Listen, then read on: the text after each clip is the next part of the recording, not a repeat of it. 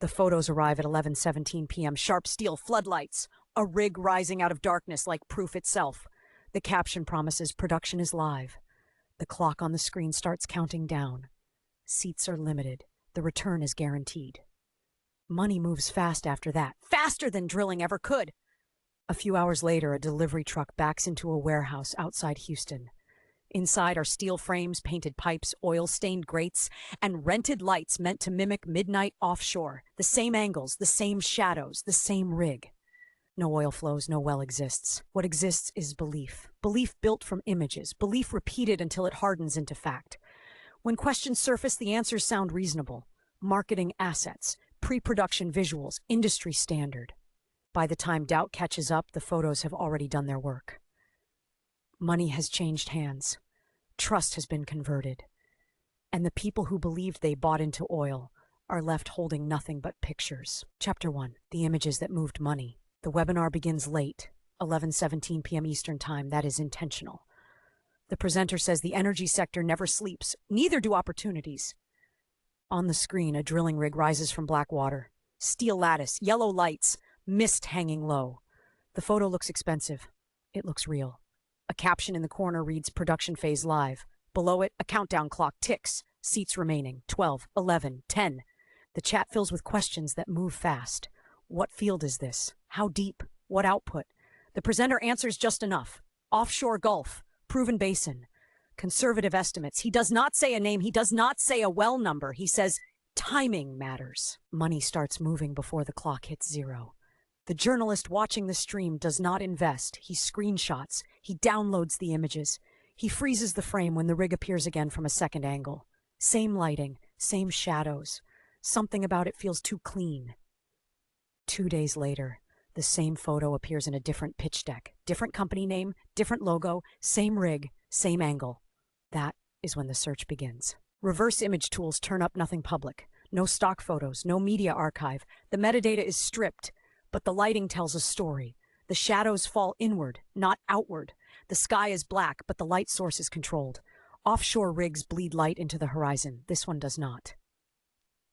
The journalist sends the image to a contact who works event production. The response comes back fast. That looks staged. They meet in person the next afternoon.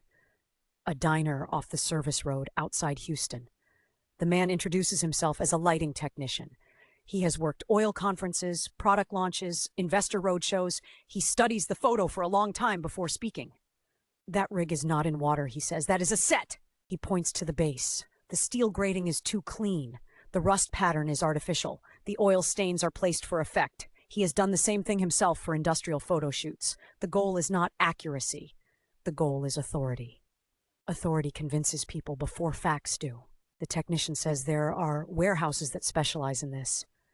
Industrial backdrops, modular steel, pipes, valves, everything bolts together. You rent it by the day, you light it hard, you shoot it tight, you never show the floor. The journalist asks where.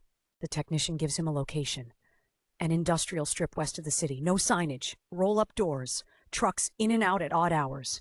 The journalist drives there the next morning. The building looks like nothing.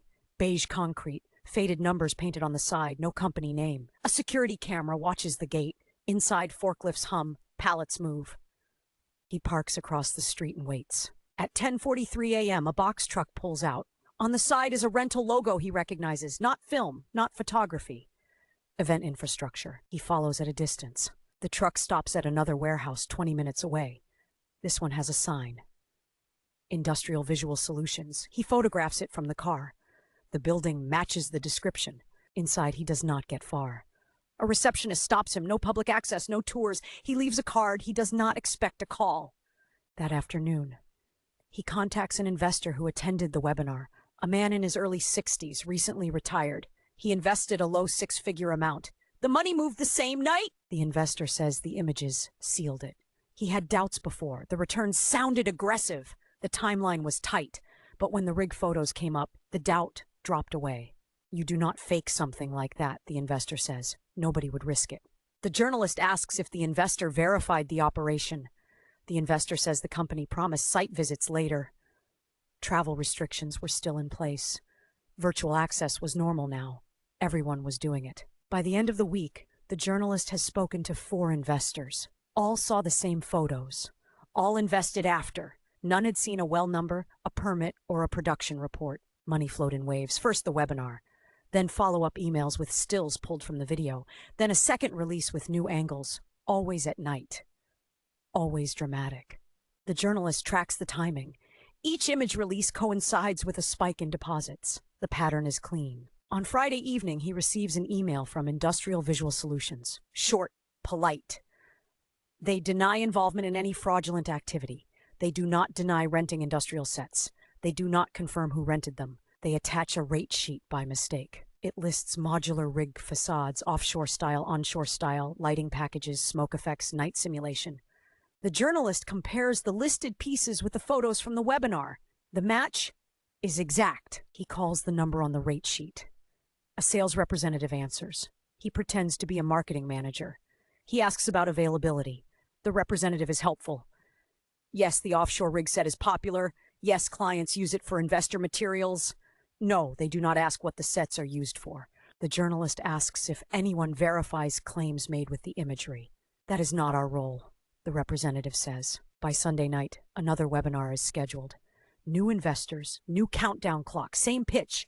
The journalist logs in under a false name. The rig photo appears again, this time with a slight color correction, a new caption, Phase 2 expansion. The chat explodes. Someone asks if the rigs can be visited. The presenter smiles. He says soon. The journalist watches as belief hardens in real time. He watches money move because pictures tell it to. He watches the gap widen between what is shown and what exists. He closes his laptop, knowing one thing is now certain. The images are not proof of oil. They are proof of a system that understands how badly people want certainty, and the money has already left. Chapter 2. Invoices and Shadows. The invoices surface quietly, not leaked, not anonymous, requested. The journalist files a routine records inquiry with a shipping broker whose trucks were logged near the warehouse. He does not mention fraud. He asks for delivery manifests tied to a specific date range, marketing research, industry trends. 2 days later, a spreadsheet arrives. Line items jump out fast. Industrial Visual Solutions, multiple rentals, offshore rig facade, night lighting package, smoke units. Dates match the release of the photos almost exactly. One invoice lands the same morning the first webinar aired. He prints the pages and spreads them across his desk. This is not coincidence. This is scheduling. To be sure, he calls a geolocation analyst he has worked with before. Former military, private sector now. The analyst specializes in environmental verification. Sun angles, weather, terrain. The analyst studies the images in silence. Then he starts pointing. The horizon line is wrong, he says. Offshore platforms do not sit against clean black. There is always light bleed, always reflected haze. This image has none. He zooms in on a shadow cast by a railing. The angle suggests a fixed light source at a low height. Offshore rigs use elevated floodlights. This light is coming from a truss. The analyst pulls satellite data from the night the photo was allegedly taken. Weather was overcast, wind speeds were high, sea spray would be visible. The image shows still air. This was not taken offshore, he says. This was taken indoors. The journalist asks if it could be a docked rig. No, the analyst says. The base geometry is wrong, and no operator would stage marketing photos without identifying marks. Liability alone would forbid it. The journalist now has proof of staging. But proof is not exposure. Not yet. He reaches out to the promoter directly. The call lasts 8 minutes. The journalist introduces himself as a reporter working on an energy investment piece. He asks about the rig images. The promoter does not deny they are marketing assets. He says visuals help investors understand scale. The journalist asks if the rigs are operational. The promoter pauses. He says production timelines are fluid. Regulatory approvals vary. Images represent future state. That phrase appears again later. Future state. The journalist asks why the images were released with captions stating production was live. The promoter says that language may have been misunderstood. He promises to follow up. He never does. The journalist then speaks to an internal source, a junior contractor who worked briefly on the campaign. The source insists on anonymity. He sounds nervous. His voice drops when he talks. They were always behind, the source says. There was no well, no permit. Just pressure to show progress. The journalist asks who applied the pressure. The source says the word investors was used often. Momentum mattered. Visuals bought time. He says there were internal deadlines for image delivery. New angles every 2 weeks. Different lighting. Different captions. Anything to suggest motion. When the journalist asks if anyone questioned it, the source goes quiet. Then he says people did. They were removed from the project. The journalist documents everything.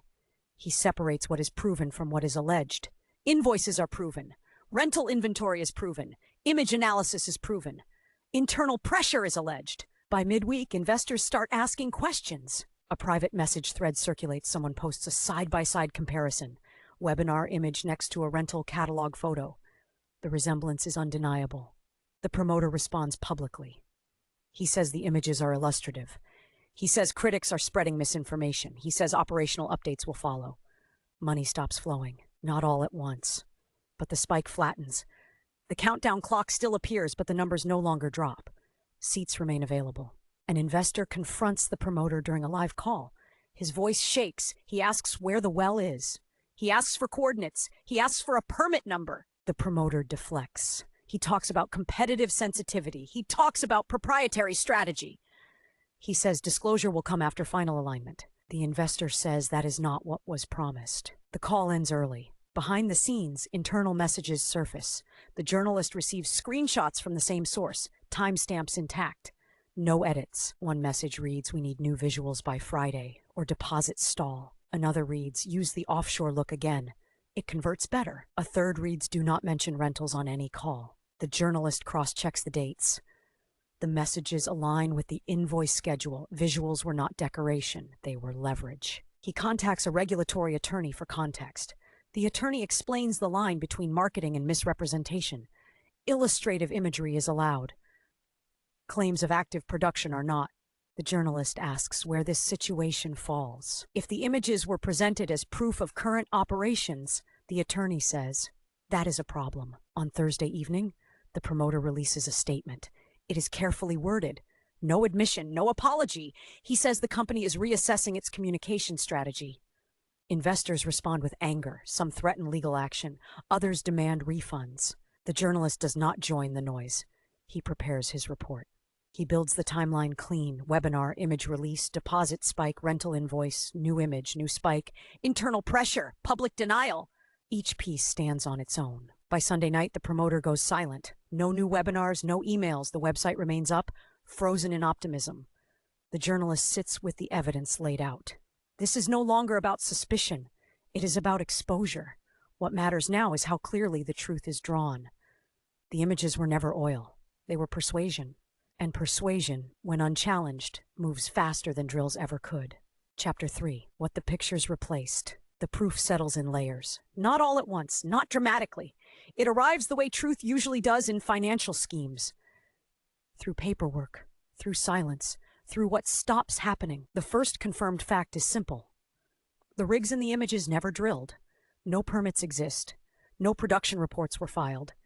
No regulator has a record of an active operation tied to the promotional materials. That much is documented. The second confirmed fact follows. The structures shown in the images were modular sets rented from an industrial staging company. Rental invoices confirm dates. Inventory lists confirm components. Lighting packages confirm night simulation. The sets were returned after use. That is also documented. Everything else must be handled carefully. It is alleged that the promoters knew the images would be interpreted as evidence of live production. It is alleged they relied on that interpretation to accelerate deposits. It is alleged they continued using the imagery after questions surfaced. Those claims are supported by internal messages and witness statements. They are not adjudicated.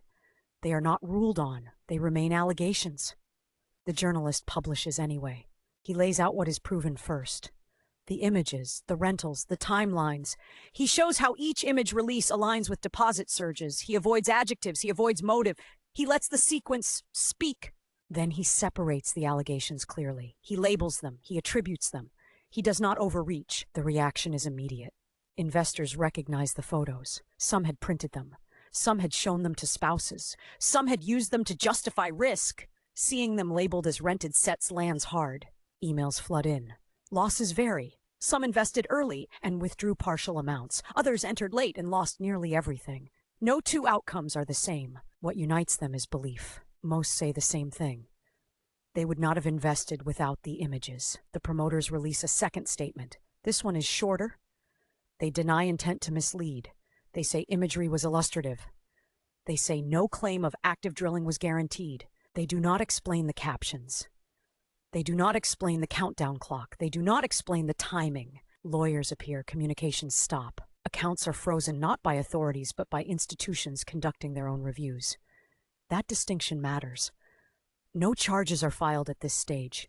No arrests occur. This is not a courtroom ending. It is an aftermath. The journalist contacts regulators for comment. They confirm awareness. They confirm review. They do not confirm action. That is standard. He reports it as such. He revisits the warehouse outside Houston one last time. The roll-up doors are closed. No trucks. No activity. The staging company has removed offshore imagery from its public catalog. That change is observable. The reason is not stated. Investors begin civil proceedings. That process is slow, expensive, uncertain. Some drop out, others press on. The journalist receives one final message from the internal source. It is brief. They say they left the industry. They say the pressure was constant. They say visuals mattered more than substance. That statement is alleged. It is attributed. It is not expanded. In the final section of the report, the journalist steps back. He does not speculate about future schemes. He does not claim this case is unique. He frames it as a pattern. Images now travel faster than verification. Authority is built visually. A rig looks like oil. Steel looks like progress. Light looks like proof. In older frauds, documents were forged. Numbers were manipulated. Here, belief was engineered with photography. Nothing in the law requires a picture, to be honest. It only requires that claims tied to it are... The journalist closes by returning to the first webinar. The late hour. The countdown clock. The urgency language. The image is introduced at the moment of highest emotional pressure. That sequence is not illegal on its own. It is persuasive design. But persuasion becomes deception when it replaces reality instead of representing it. No final judgment is issued in the story. No resolution restores the money. No villain is marched away. What remains is a lesson that does not flatter anyone involved. Trust was outsourced to imagery. Verification was delayed. And by the time questions were asked, the pictures had already done their work. The last line of the report is quiet. It does not accuse. It observes. In markets built on belief, the most valuable asset is not oil. It is certainty. And certainty is easy to manufacture when no one insists on seeing past the image.